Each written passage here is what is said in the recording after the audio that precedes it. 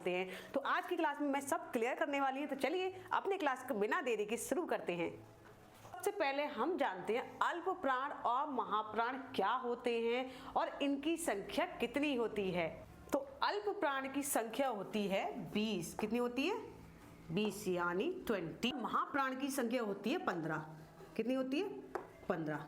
बहुत से बच्चे इसमें कंफ्यूज रहते हैं कि अल्प प्राण की संख्या किसी किसी जगह होती है 21, किसी किसी जगह 14 भी दी होती है, लेकिन सही क्या है? सही ये है कि अल्प प्राण की संख्या 20 होती है और महाप्राण की संख्या 15 होती है। कैसे होती है चलिए जानेंगे आज की वीडियो में। तो सबसे पहले जान लेते हैं अल्प प्राण होता क्या है। यानी ये का से जो पा वर्ग होते हैं वो हमारे कहलाते हैं स्पर्श व्यंजन। क्या कहलाते हैं? स्पर्श व्यंजन। ठीक है, देखिए तो जिसमें क्या होता है का वर्ग, चा वर्ग, टा वर्ग, ता वर्ग और पा वर्ग। का वर्ग जो होता है वो कंठ होता है, चा वर्ग को तालव्य व्यंजन कहते हैं, टा वर्ग को मूर्धन व्यंजन कहते हैं और ता वर्ग को दंतस्थ व्यंजन कहते हैं जो दांत के सहारे बोले जाते हैं, और पा वर्ग को कहते हैं ओष्ठ व्यंजन जो। तो चलिए अब समझते हैं अल्प प्राण और महाप्राण। तो अल्प प्राण क्या होते हैं? यानी जिनको बोलने में हमें ऊष्मा कम लगे। अल्प का मतलब होता है कम। अल्प का मतलब क्या होता है? कम। यानी जिन वर्णों को बोलने में यानी जो हमारी श्वास है वो कम निकलती हो तो उसे हम क्या कहते हैं? अल्प प्राण। ऐसे ही महाप्राण जिनको बोलने में ऊष्मा यानी श्वास हो वो ज्यादा निकलती हो उसे हम कहते हैं महाप्राण। तो चलिए समझ लेते हैं ट्रिक के साथ। पहले क्या है? का, ख, ग, घ, अंग। तो सबसे बोलेंगे का, फिर खा। तो इससे क्या होता है?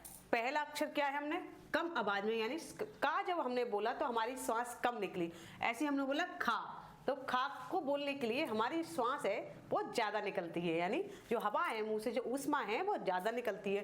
तो वर्ग का पहला, तीसरा और पांचवा जो वर्ण होता है वो कहलाता है हमारा अल्प प्राण। क्या कहलाता है? अल्प प्राण। यानी वर्ग का पहला, तीसरा और पांचवा जो वर्ण होता है वो अल्प प्राण होता है। जैसे क, ग, ण। ठीक है, का को बोलने के लिए हमें ऊष्मा ज्यादा नहीं लगेगी, हम कम श्वास में बोल सकते हैं। जैसे क। खा को बोलने के लिए ऊष्मा ज्यादा निकल रही है। ग, घा, अण। चा वर्ग में चा वर्ग का पहला, तीसरा और पांचवा जो वर्ण है वो क्या है? अल्प प्राण। यानी का से पा वर्ग तक जितने भी पहला और तीसरा और पांचवा जो वर्ण है वो क्या कहलाएगा? अल्प प्राण। क्या कहलाएगा? अल्प प्राण। अल्प प्राण आप क्या होते हैं उसे आप अच्छे से समझ गए होंगे। इसमें कौन से अतिरिक्त वर्ण भी ऐड होते हैं इनके बारे में भी मैं बताऊंगी आपको। महाप्राण क्या होते हैं? जिनको बोलने के लिए सांस ज्यादा खिंचती है। यानी जैसे ख, यानी प्रत्येक वर्ग का दूसरा और चौथा जो वर्ण है वो क्या कहलाएगा? महाप्राण। यानी प्रत्येक वर्ग का दूसरा और चौथा वर्ण क्या कहलाएगा? महाप्राण। ठीक है, तो ये आप समझ गए होंगे और ये आप जिंदगी में कभी नहीं भूलेंगे। और अल्प प्राण में कौन कौन से वर्ण जोड़े गए चलिए ये और जान लेते हैं। तस्त व्यंजन जो होते हैं या, रा, ला, वा, ये भी अल्प प्राण में आते हैं। और ये जो होता है अणा जो होता है वो भी हमारे अल्प प्राण में आता है। तो कुल टोटल मिलाकर कितने हो गए? 20। ठीक, अब समझते हैं महाप्राण। महाप्राण जैसे मैंने बताया कि प्रत्येक वर्ग का दूसरा और चौथा जो वर्ण है वो क्या होगा? महाप्राण। और उसके साथ साथ जो ऊष्म व्यंजन है शा, सा, शा, हा के साथ ड़, शा, शा, हा के साथ ड़, ये भी महाप्राण में आता है। तो आई होप आप समझ गए होंगे कि अल्प प्राण क्या होता है और महाप्राण क्या होता है। अगर यहाँ तक पसंद आई है तो एक लाइक जरूर कर दीजिए। अब एग्जाम में बहुत ज्यादा कंफ्यूजन होता है, ऐसे दे देते हैं जैसे का, ग, शा और ण। इसमें से बताइए महाप्राण कौन सा होता है। तो अगर हम इसमें से चूज करेंगे तो कंफ्यूज हो जाएंगे। तो इसमें कौन सा होगा? महाप्राण मैंने क्या बताया? महाप्राण के अंतर्गत यानी जो ऊष्म व्यंजन होते हैं वो भी आते हैं। तो हम तो ये सा क्या हो गया? महाप्राण हो गया। बाकी सब क्या हो गए? ये अल्प प्राण हो गए। तो इसके बाद एग्जाम में आप बिल्कुल भी गलती नहीं करेंगे कि इसमें से अल्प प्राण कौन सा है और महाप्राण कौन सा है। तो चलिए समझते हैं अब अघोष वर्ण और सघोष वर्ण कौन से होते हैं। चलिए अब समझते हैं सघोष वर्ण और अघोष वर्ण कौन से होते हैं, वो भी ट्रिक के माध्यम से। सबसे ज्यादा कंफ्यूजन रहता है कि सघोष वर्ण कितने होते हैं और अघोष वर्ण कितने होते हैं। तो अघोष वर्ण की जो संख्या है वो 13 होती है और सघोष वर्ण की जो संख्या है वो 31 होती है। अब आप कहेंगे कैसे? तो ये भी मैं आज समझाने वाली हूँ। सघोष वर्ण को घोष वर्ण भी कहते हैं। क्या कहते हैं? घोष वर्ण भी कहते हैं। बहुत से बच्चे इसमें कंफ्यूज रहते हैं कि घोष वर्ण, कभी कभी घोष वर्ण भी आ जाता है, सघोष वर्ण भी दे देते हैं, तो इसमें कंफ्यूज ना हो कि सघोष वर्ण और घोष वर्ण एक से ही होते हैं। तो चलिए समझते हैं। सबसे पहले अघोष वर्ण क्या होते हैं। अघोष जिन वर्णों के उच्चारण में गले से कंपन नहीं होता है उन्हें हम कहते हैं अघोष वर्ण, और जिन वर्णों के उच्चारण में, जिन वर्णों के उच्चारण में गले में कंपन होता है उसे हम कहते हैं सघोष वर्ण। क्या कहते हैं? सघोष वर्ण। तो चलिए समझ लेते हैं अघोष वर्ण और सघोष वर्ण कौन से होते हैं। तो ये जो मैंने का वर्ग से पा वर्ग तक वर्ण लिखे हैं उनका जो पहला और दूसरा वर्ण है वो क्या होगा? वो कहलाएगा अघोष वर्ण। क्या कहलाएगा? पहला और दूसरा जो वर्ण है वो कहलाएगा अघोष वर्ण, और जो तीसरा, चौथा और पांचवा जो है वो कहलाएगा सघोष वर्ण, यानी सघोष या घोष वर्ण। यानी पहला और दूसरा क्या हो गया? हर वर्ग का पहला दूसरा जो वर्ण है वो हो गया अघोष वर्ण, और जो तीसरा, चौथा और पांचवा वर्ण है वो हो गया सघोष यानी घोष वर्ण। और इसके अतिरिक्त, यानी ये तो कम हो गए, और इसके अतिरिक्त और कौन कौन से होते हैं?